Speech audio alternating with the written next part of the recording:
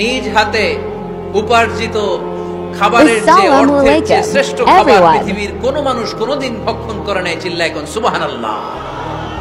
শ্রেষ্ঠতম খাবার, নিজ হাতে উপার্জিত খাবার, ঘাম ঝরিয়ে যে অর্থ উপার্জন করা হয়, যে ইনকাম করা হয়, এটা হালাল। আর হালাল খেয়ে দোয়া করলে কবুল করে কে?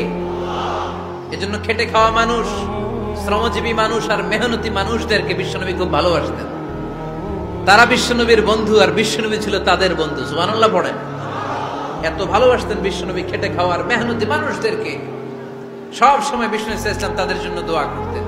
এজন্য যারা খেটে খায় তারা কপালওয়ালা, তারা মুস্তাজাবুদ দাওয়া। তারা কি? মুস্তাজাবুদ দাওয়া মানে এমন ব্যক্তি যে ব্যক্তি দোয়া করতে দেরি হয় কিন্তু দোয়া কবুল হতে দেরি হয় না। আপনারা এখানে ব্যবসা করেন কে কে? দেখি তো হাত তোলেন তো। ব্যবসা, মাশাআল্লাহ, অনেক ব্যবসায়ী আছে তো দেখি। আচ্ছা, হাত নামান। চাকরি করেন কে কে? চাকরি,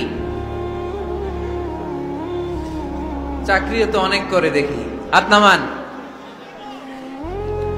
প্রবাসী, ছুটিতে দেশে আসছেন। হুজুর আমি আছি, কই?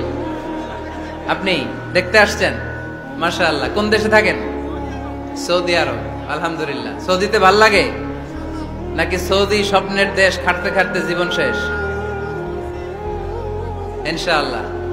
আচ্ছা, ইউনিভার্সিটির স্টুডেন্ট আছো কারা কারা দেখি? মাশাআল্লাহ, হাত নামাও। ক্লাস 5 থেকে ইন্টারমিডিয়েট পর্যন্ত পড়াশোনা করতেছো অথবা দাখিল আলিম পর্যন্ত কারা কারা দেখি? মাশাআল্লাহ, হাত নামাও, হাত নামাও। একবারও যারা হাত তোলেন না এবার তারা হাত তোলেন। আন্নেরা কি করেন?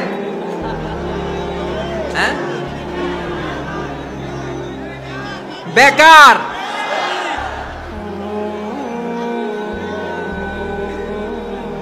বাংলাদেশে চাকরির বাজার খুব মন্দা, ঠিক কিনা?